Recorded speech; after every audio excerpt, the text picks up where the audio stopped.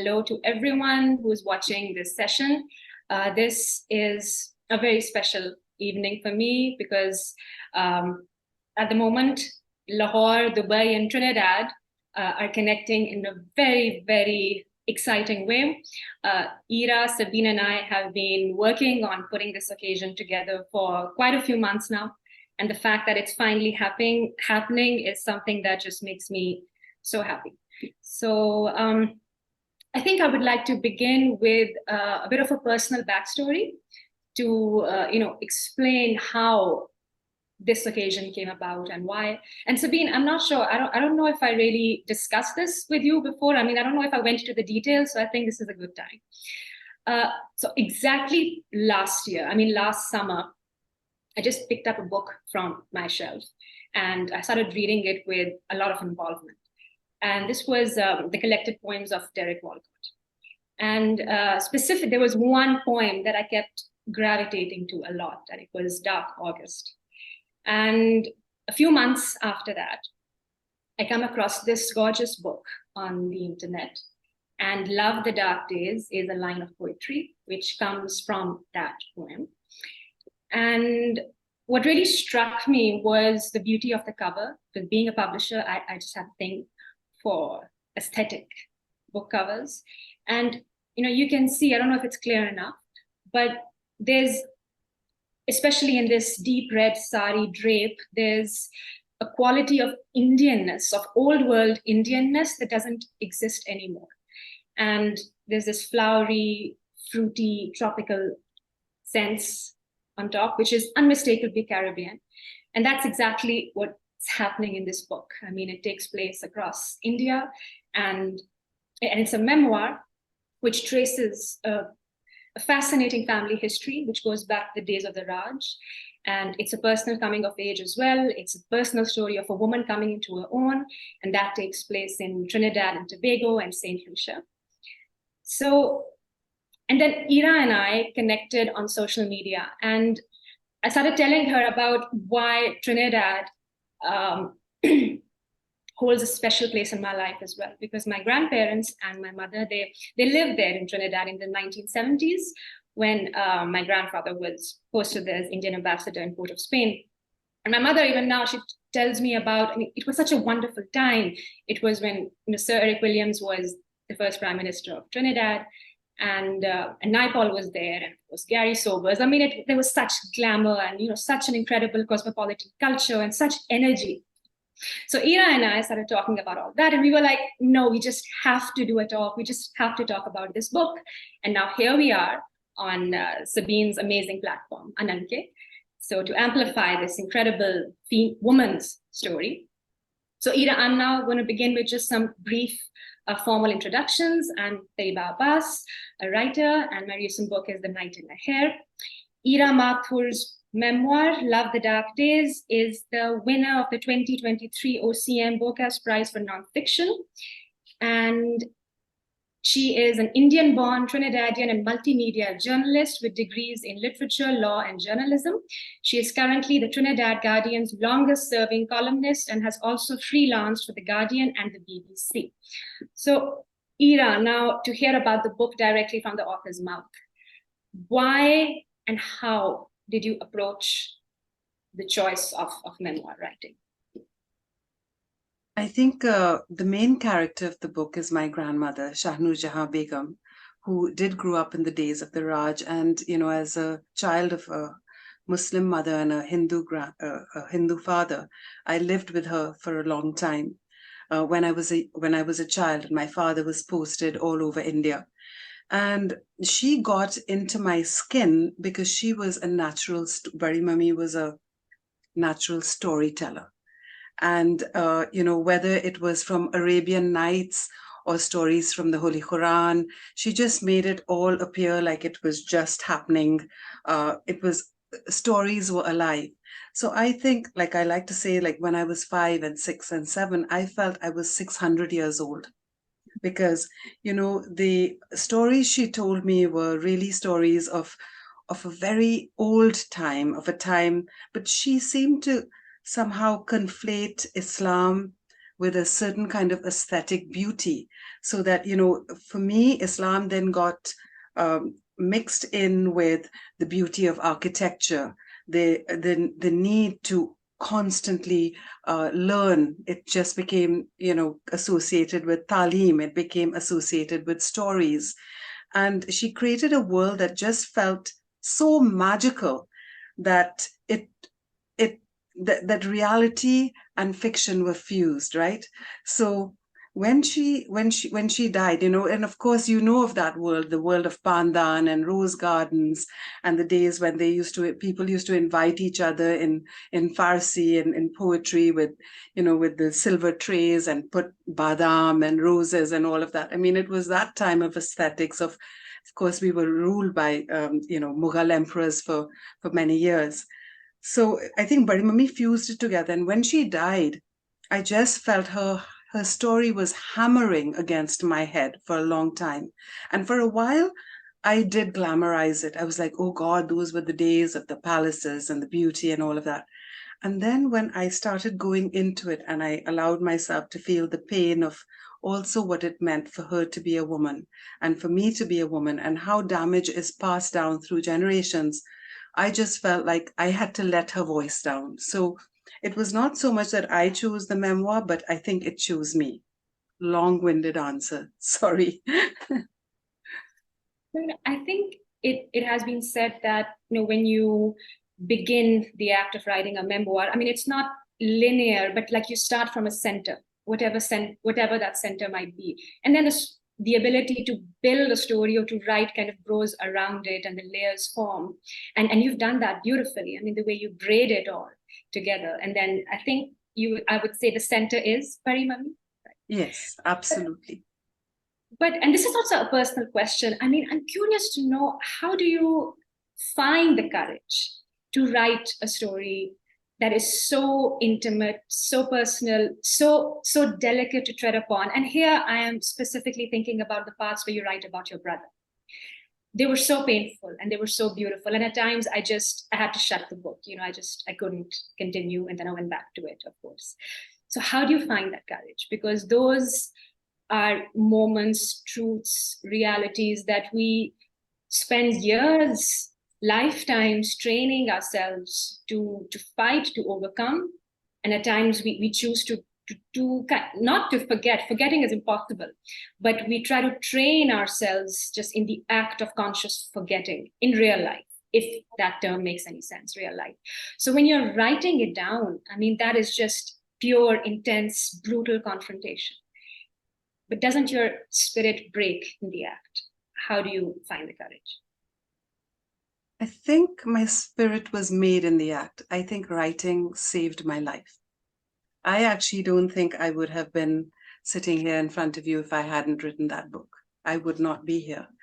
There are two reasons for this, and I think the brutal honesty comes from the fact that I'm a journalist. I just don't know how to say anything but the truth. And I think the truth I've always had a very fierce sense of justice, and the sense of truth. So that was where the truth came in. But the other aspect is an aspect of immigration, right? So when you leave a country when you're 11 or 12, and you go so far away, the language is different, the landscape is different, the people are different. You're literally ripped across two continents. And then you've been brought up in this continent where so much of your imagination lies, where, like I said, Pari Mummy went back 600 years. She spoke of each Mughal emperor as if he was a personal friend of hers. You feel like you've cut off that whole past. And you've also cut off the essence of who you've become, because a child is formed in the first 7 years of their life. And so I felt when I had children and I started forgetting Hindi, I started forgetting Urdu. When I was in bazaars in India with Amma, and whether it was in Hyderabad or Calcutta or Delhi, she would say, muh band karo. She should say, don't speak, because as soon as you speak, your Urdu is so terrible, they'll know and they'll raise the price. And I realized that, what? I'm now bringing up children who are completely cut off from the world. So I felt kind of cut off, eviscerated. So my way of writing it is also my way of giving myself some continuity and my children continuity. And I think also kind of speaking for the immigrant experience, because I think there are millions of Indian and Pakistani immigrants around the world. I think, like millions of them. I'm not sure of the figure, maybe Sabine, you know, but it's our story. It's like, how do you, as an immigrant, embrace the place that you are in and love it, but at the same time, how do you cope with the past? Do you leave it behind? Do you say that it doesn't happen? So that was my way of, when I brought Derek Walcott in and Barimami together, that was my way of maybe fusing the past with the present and saying, I don't have to be this and or that. I don't have to be only half Hindu, half Muslim. I can be it. I can be a creature of the diaspora, and maybe that was my way of creating my own identity. Mm-hmm. What about the notion of transgression? I mean, because however personal or however private or singular one's experience, it never is like that. It's always an amalgam. It's connected to someone else's actions, to someone else's past. And we were discussing this a bit before our session began about the conversations that you had with your mother. I mean, and the way perhaps women react to each other when they observe someone's quest towards freedom or someone's act of breaking free. And it's sort of ambivalent, it's ambiguous. So did you sit down with your mother and tell her, I need to write about this, this, this? Are you going to be okay with that? Oh, I could never have such a straightforward conversation with my mother. I don't even think I can have that conversation today, because she's a little bit fey. She lives in that old world still. And she actually told me, because I had the book. It was launched at the Nehru Center in London. I had the book, and she turned to me, and she loved being at all of that. And she turned to me and she said, "Dear, there's one thing about me, and I'm very private." I was like, okay, Amma, this is then the wrong book. But I think there have been moments of anger from my mother since it's went out. And she said, why do you have to take our family business and put it all the way out there? Why do you have to talk like this about my grandmother? Why do you have to talk like this about me or yourself? And I told her, Amma, I could have actually stayed in a dark place and not written about all of this, or I could have written about this and come to light. And although she pretended not to understand, my mother has a very intuitive understanding. And after that, she kind of kept quiet. It was almost like she understood that I had to write this book to save my life. So please, she's quiet about it. She's not particularly pleased, but she's pleased about her daughter being, at least achieving a certain level of what she wanted to achieve. Maybe that's it. Yes, but there's discomfort. Yes, there's a bit of a connection. Sure. No, please continue. No, that's the answer. Yeah. I would love for you to just talk a little more about that feeling of saving oneself, because and this ties in with again what we were talking about, how women react to one another.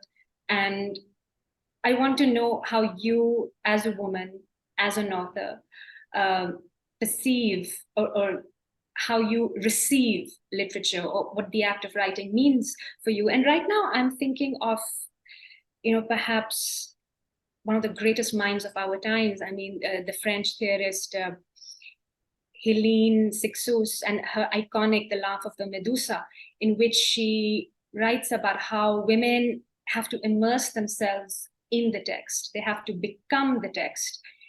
To claim their world, they have to do it with a physical aggression, imprint themselves in a corporeal sense on the page. I mean, that's the only way, right through your body, through the very thing that you're denied. So yeah, how does gender make itself felt in your work? What kind of experiences have you particularly written about that bring the whole crucible of womanhood to the center. I think the one thing that has saved me was initially journalism, because when I had very difficult times in my life, I was then also speaking, to the prostitutes in Curep. I was speaking to women prisoners. I was seeing, children with distended stomachs. I was writing the story of battered woman after battered woman. I was writing the stories of women who weren't rich enough, who didn't have the wealth to get medical treatment, or the stories of women who were really ill-treated and sexual harassment at work. And I soon realized that I didn't particularly have like one huge horrific experience, but I had tendrils of those experiences throughout my life. I may not have been raped, but I certainly felt that sense of thing from a boss that, you don't do what I tell you to do, and, your job may not be as safe. I certainly felt times when I felt physically very threatened. I felt my life was threatened. And I realized that from all the women I wrote about and spoke to, whether it was the vegetable vendor, and I, as a journalist, I feel so privileged that these women have been able to tell their story to me, women I may not have normally met. And I found with each story that I told and each sense of justice that I tried to get, that actually I was also telling my story. And to me, a great drive to writing this book is a sense of justice. And I also believe that once you have insight into why things happen, you can get insaf, you can get justice. Because women have been gaslit for such a long time, like we were speaking before we began, Sabine, that, we have normalized sexual abuse, we have normalized emotional abuse, even from other women. We have, you both are a beautiful young women, but I'm sure that there's other women saying, ye kya kar rahi hai? What is she doing with, why doesn't she keep quiet like a good girl? We have normalized so much abuse, and something in me rails against that. I felt safe writing this book because somehow I knew this book was not just about me or Badi Mummy or my great grandmother or my amma. This book is a book about women. And I felt safe that when it was out there, and I hoped that if they saw that I found healing through insight, through naming the thing that we are often so afraid of naming. We're afraid of naming it, right? You're gaslighting me. But in the past, did we name it? We just felt confused. We name it. Once you name it, you help other women to name what's happening in their life. If you create a boundary, you help, and using circumstances that are actually universal, then you help other women to create those boundaries. And I think that it is, in a sense, when you talk about, even the work that Sabine does, I almost had tears in my eyes last night when I saw how many times on her website she uses the word inclusion. So I think for a long time, women's voices have been silent. They've cried in the dark. They've cried in their bathrooms. They've cried while cutting onions for dinner. And now we look at each other and we're saying, we're not alone. And I think that was what I really wanted to do with the book, although I didn't know it at the time. What I love is that everything about this book, and beginning with the cover, just shouts women, in the most beautiful way, in a fearless, daring way. And yet there's one man, there's a figure that moves throughout the book, like a magus, it's a magus-like figure, magical, of course, Derek Walcott.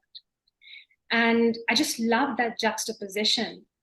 But of course, I want you to initiate the conversation on that, to introduce him into the conversation and to introduce his role in the book.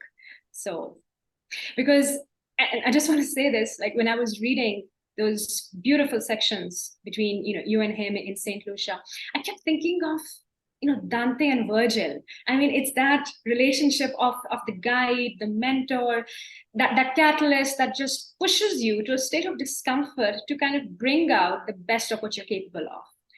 That uncomfortable mirror that tense reflection, but please, so Derek Walcott. I think he's a very complex figure for women. And I think in the Me Too time, especially women in particularly, and academics also, and I think in particular, are wary of touching him. Because, we all know of the incident that happened in his teaching days, when there was some interference with a young student. And then when he was up to becoming, he was put up to becoming the poet laureate of Oxford.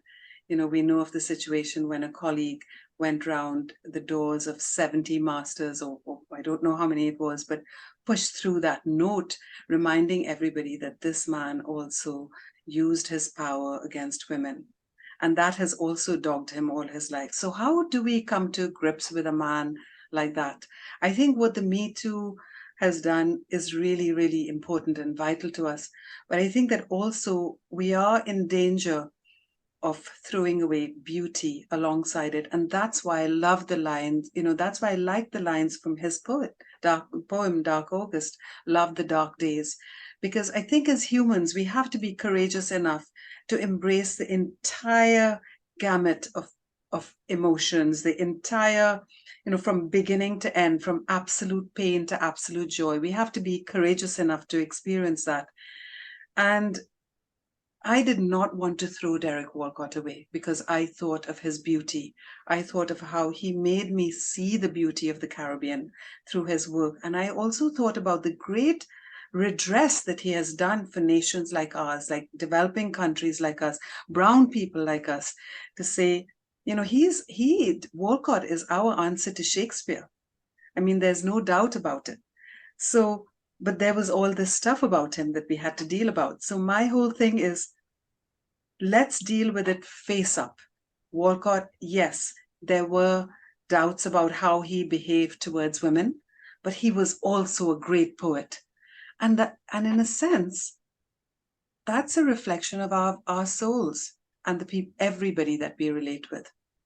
So right now I'm showing you the best part of me because I want to. And there are best parts of me, and you're bringing it out. But there's also parts of me that are not that great. But I want you, when I meet you one day, to embrace me and say, Ira, I know there's parts of you that we may not like, but there's parts of you we may love. And I want, I think, to meet Derek Walcott, to have that experience with him, to me, simply meant accepting and loving and exploring what it meant to be human, to love the dark and also to acknowledge the light. I don't know if this has made any sense.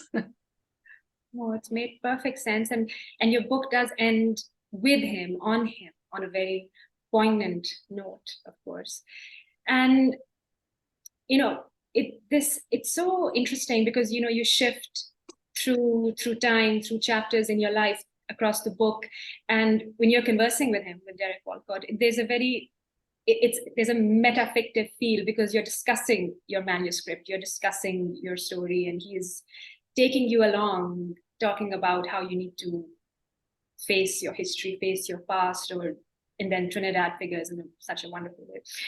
But beyond Derek Walcott, and this is a question everyone wants to ask every author they come across, those moments of inspiration, the books, the writers that have, played a fundamental role in kind of shaping your vision, in steering your mind in a certain direction. So who all has it been?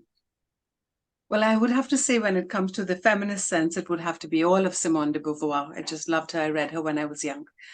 And, I love the Alexandria Quartet by Durrell simply because of the richness of the language. I was 15 years old. My dad got me a job in a government library, and I was sitting by the sea and just absorbing this whole quartet of words, this waterfall of words.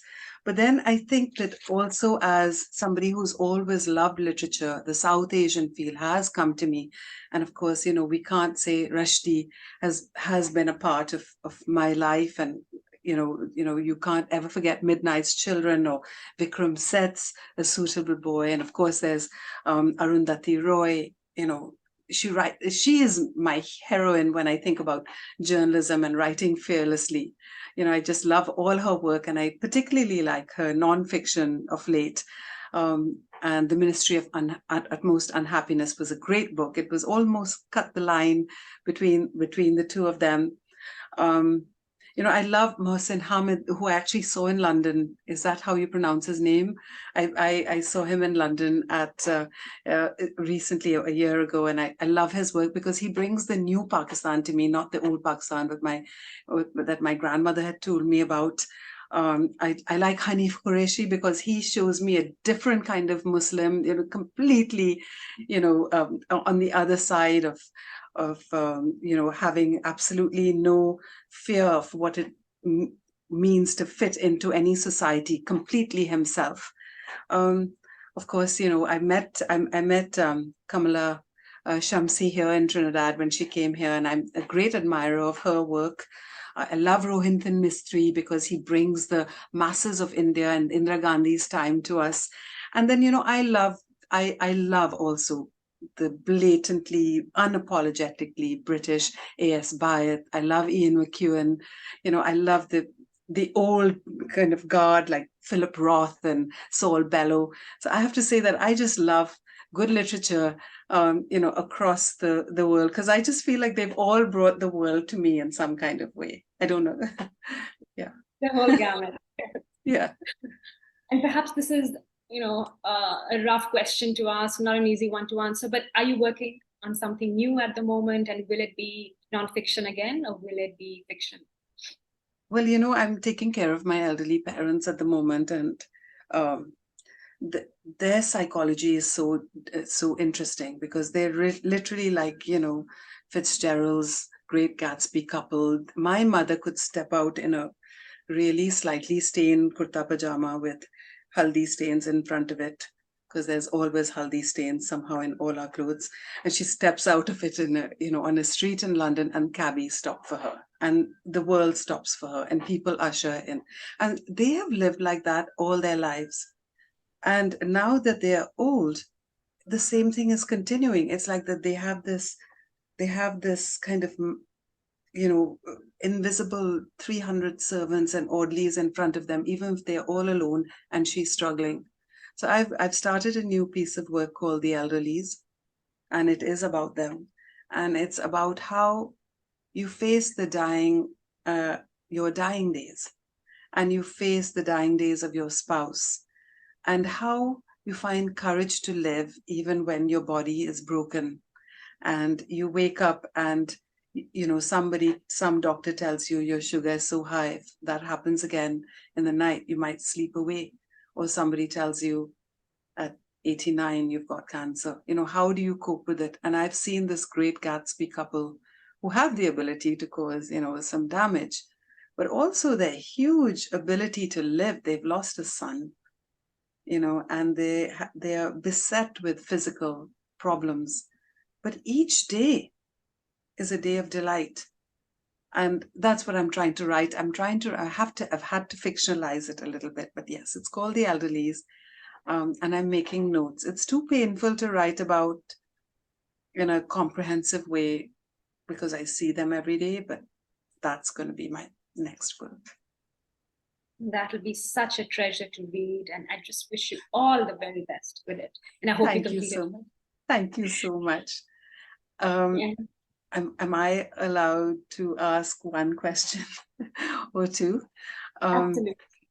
So, what did you feel, Sabine and Taiba? What do you feel are some of the things in the book that could resonate in you as women who live on the opposite side of the world? And what do you think are some of the shortcomings that I could have fixed? Shortcomings? I can't think of any. I can't. But what I treasured immensely was, of course, the choice of genre. And this is the first time I'm actually talking about this on a public platform, but I am working on one myself. This is a story that I've actually been writing for years and years. It just shape-shifted a lot. It was fiction, it was a novel, but it was always a story that had actually happened with me. But I just never perhaps thought that I could have the guts to tell the world, this is my story. And now, after a lot of inspiration from people like yourself, I think I have found that courage, because I know if I keep hiding behind a facade, behind a pretty aesthetic disguise, I'll never be happy. I won't be at peace.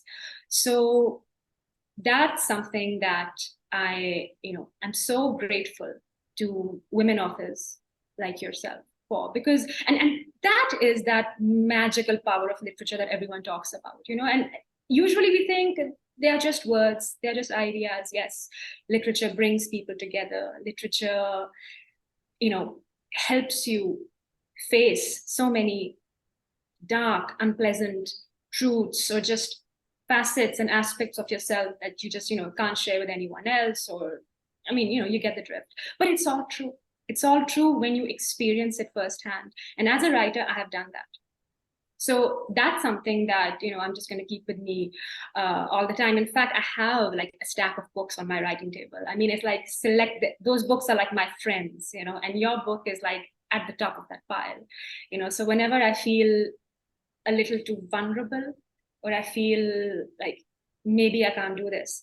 And so the book this memoir that I'm writing, it's a story of my father. It's a story of it's a father-daughter story. I lost my father 13 years ago. And it's an understatement to say that, like nothing can ever be the same again. It's not the same world. I'm not the same person. I'm not the person I was 13 years before. And I feel like I'm constantly moving in and out of my own ghosts. My father is there. He'll always be there. He'll never change. He's immortal to me now. I'm the one who's not really here. And I'm that phantom who has to constantly, seek the flesh, seek the blood, my own. And I can only do it through this act of entering my own story and finding my sustenance through it. So, yeah. So I am learning to love my dark days, thanks to you and thanks to this book. Gosh, and I've actually got goosebumps. I can't wait to see what happens with that book, and I'm sure it's going to be amazing. And also, I would love you to just tell me a few words about the book that you have written and which the world can expect to see soon. About the book, my manuscript? Yeah, right? yeah, no, the book that is published that you co-wrote recently. Oh, The Night in Her Hair. The Night in Her Hair. The Night in Her Yes, Hair. please. Yeah. So yes, I've co-written that with my mother, Ira Abbas, who is a writer and an artist, and she belongs to Srinagar. So again, it's that.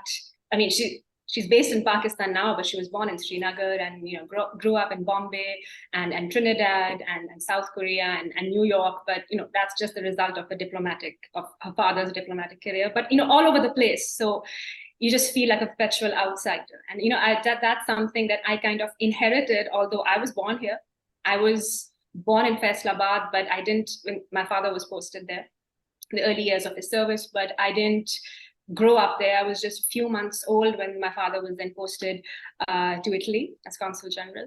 So I spent 7 years of my life there. And as you said, those first 7 years are so crucial in the shaping of a person. I was formed then. And after that, it's just been a constant quest, because when I was 7, then we moved back to Pakistan, and I've been here ever since. So that gaze of the outsider has perpetually stayed inside me. And it kind of makes itself felt in this book, in The Night in Her Hair, because it's a book that I've written about my land, our land, the subcontinent, right? And selected folk legends that we've worked on, my mother and I. So my mother is the one who actually, came up with the idea for this book. So she's been into, folk heritage for a very long time. And we just have to document these epic folk romances from Kashmir right down to Sindh. So, and it's a fusion in a sense that it's merging the world of magic and shapeshifters and the world of men and women. So like it's a gradual, subtle movement from myth to history. And by history, I mean like there are legends like, Umar Marvi, which belong to recorded history because that was the time of the Sumra kings. Yes. So but it's fictionalized, keeping with a strong sense of fidelity to the original legends. So we are not, changing things around. There's no subversion happening. That's a trend these days, which I'm strongly against, because Yes. when you're faced with this kind of heritage, you have to approach it with a sense of reverence. I mean, it's sacred ground. These are stories and poems that have come down to us through hundreds and hundreds of years. And those great Sufi poets who sang them and preserved them, yes, they put in their own version, their own emotions, but they didn't tamper with anything. So who are we to do that, But of course, I mean, when you're retelling something, it has to filter through your personal life, through your own personal voice, right? So Heer and Soni and Sahiban and Himal and all, it's me, it's my mother, it's all of us, it's that collective female consciousness. Because although there's no so-called gender battle happening in these stories, there's no need for that, because the women are constantly taking the lead. I mean, you can go by the titles, Soni Mahiwal, it's Heer Ranja, it's Himal Nagrai. They are the ones who are the locus of desire and beauty and sexiness and all of that, and mysticism, and they are the ones who make it all happen. I mean, the night in her hair, so it's a symbol of seduction. It's a symbol of freedom. It's a symbol of complete daringness, even at the cost of your own life. So we've written this book as women, for women. Men are most welcome to read it and take something out of it.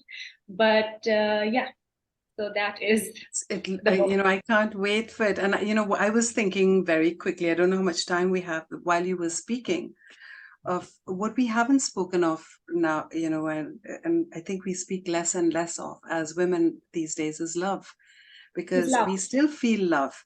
And I think that as writers, I have also written a small novel about Nina Simone, and people would say, well, she's not African, how could she? Because I think part of us is, as writers, we're androgynous. There's an androgynous, and we have to be men, we have to be women, we have to be able to inhabit the lust and the love and the violence and whatever that men come with, and the passion of men and of women too, because above all, we are all human. And I think we are hesitating more and more and more to talk about love, but we still feel it. And we almost feel guilty for all those all that need that does come from the difference between our sexes, between men and women. And that's why I think that, when I think about, your father, and I feel the same about mine, which is that my father really, really, he made me, in a sense, who I am. And I cannot think of, I would not be who I am without him. And he is in almost everything that I do. So how can I then say, I can't go with a placard and say no men, because we also have to grapple with men. We have to grapple with how we feel about them and how strongly we feel about them. And we have to also be able to say, yes, we do love them when we do. And I think that is what I was grappling with Derek Walcott, and in a sense grappling with my father too. So a funny story about my father. He told me when I got my first degree in philosophy and literature, and he thought it was in business. And he said, "Are you crazy? Don't you know all men are bastards?" So I read that. Yeah. So he's like, go out there and do your best. He's acknowledging that all men, including him, could be bastards, but he's also showing a love for a daughter and for women. And so when you were speaking, I was thinking that in a sense that you would also be your daughter. And Sabine, I know you've been going through challenges as well. And we three are strong women, but we're also our father's daughters. We're their lardlies. We're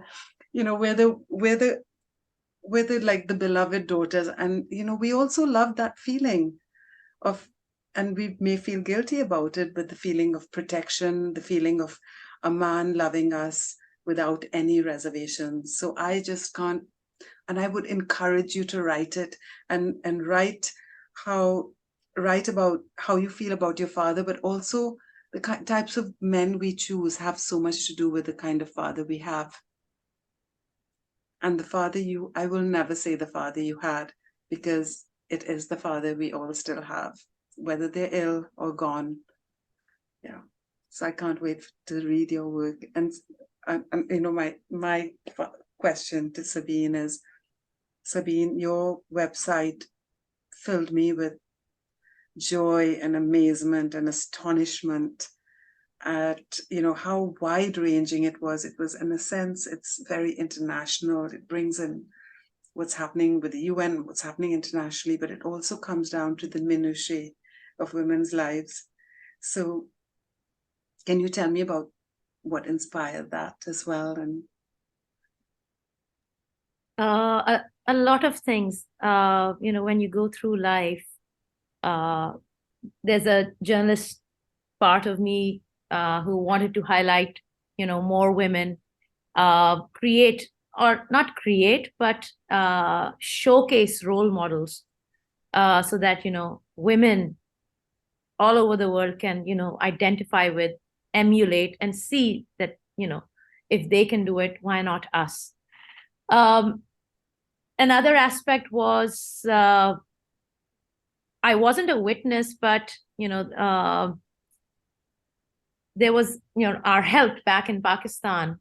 So her cousin was shot by her brother due to honor killing, So, and that has still, impacted me. In fact, this time around, I went back home, and I found out that, this help in my, in our family, 20-year-old girl, she was, the hired help, and she had run away with someone. And she basically belonged to that family where this girl was, honor killed. Well, let's not say honor killed, she was murdered. And the reason why not the reason, but, she was engaged to be married. A 20-year-old girl was engaged to be married to an 11-year-old boy. So these are the things that, I wanted not just to highlight, but have a dialogue. Plus, I wanted a platform where we could bring about, something positive, something encouraging. We have this Empower program where women and girls from all over the world, they come in, we have a fellowship, they're trained, they're mentored. And these are girls from Kenya, Nigeria, Pakistan, India, China, from all over the world. And when they come together and they work together, they create magic. And it's all about positivity. In this world, this burning planet that we have, and I'm taking this burning planet from, this is a theme of Seagull Books' new catalog, by the way, and I loved the theme, so I'm just using that. But,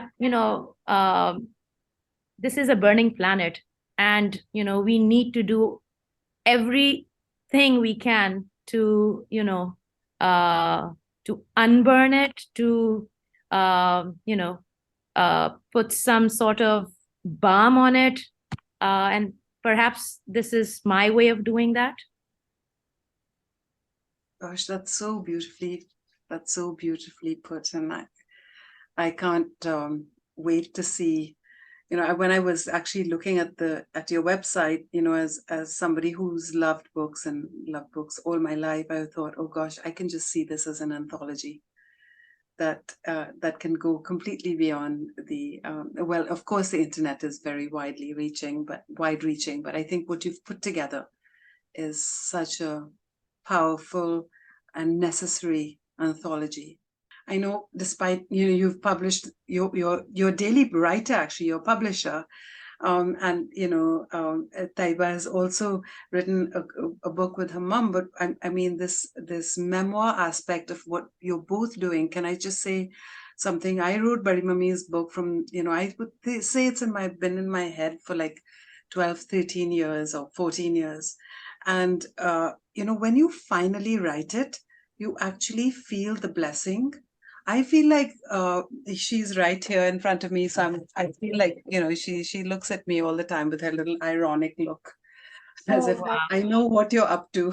And I think that she used to be, it's going to be such a weight off you. And I actually think, Taiba, your father is saying, darling, write this down. And when you write this down, in a sense, you free them and you free yourself. It's almost like they're within you, because it's their voice that's coming out. And, if we believe in, my mom is a Sufi, and if you believe in the beloved in so many ways, and in whether it's of love or God or parents, I just really feel that after this, like now I feel like, okay, Bari Mummy is off my back. I can love her, but I can also get on with my life. Part of my problem while I was writing this, I could not get out of my life. She was always there, and I used to be on flights and I'd say, Ya Allah, don't let me die on this flight. Don't let it crash. Not until the book is out there. So it was only when it was with the publisher and he was like, Ira, this is the final thing. I was like, okay, well, now whatever happens, happens. So just write it. Just write it. And I'm sure it's going to be beautiful. I can just really relate to what you just said, because that's what I keep telling myself every day. Bas ye ho jaye, just let me write this and Yeah, I think just get it off your back, because your father is saying, yeah, put it down. You feel all of this about me, but just do it. Yes. And if he was a diplomatic, he would definitely want everything finished. You give and that's the other thing about writing. I think I was very lucky that I had people like Monique Groffey as a mentor, and she said something so encouraging to me. She said, write it all down and let the book cook. Because I think most people who want to write, like us three, we're also very A-type. We want to do it now. We want to get it. We want it tomorrow, and it needs to be in all the book shops across the world. But I realized that writing teaches us all the things that Amma tells me that Sufi Islam is about. She says it's about patience. And that's the one thing that I never used to have.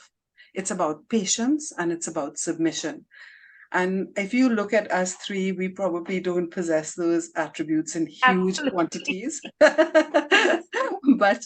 But I think the patience and writing it and letting it cook. And that was the best advice she gave me. Write your piece, write your work, and leave it alone for a month, and then come out back and look at it with fresh eyes. But just have the patience within yourself, and it will get done. Absolutely. And, that's something that fills one with so much hope, that there's always something stronger than one's impulse or one's impatience. I mean, like, if I had sat down last year to finish this, it would have, I won't have done it, because that's not how it was supposed to be. But it would have been very different. Again, I would have hidden behind fiction. So now that I've reached this stage, that this sense of calm and this sense of conviction that this is the true form that it needs to take, that's the book or the story leading the way and just, taking me along. I'm just a medium that way. Yes. And, and as Wordsworth said, all our work has to be emotion recalled in tranquility.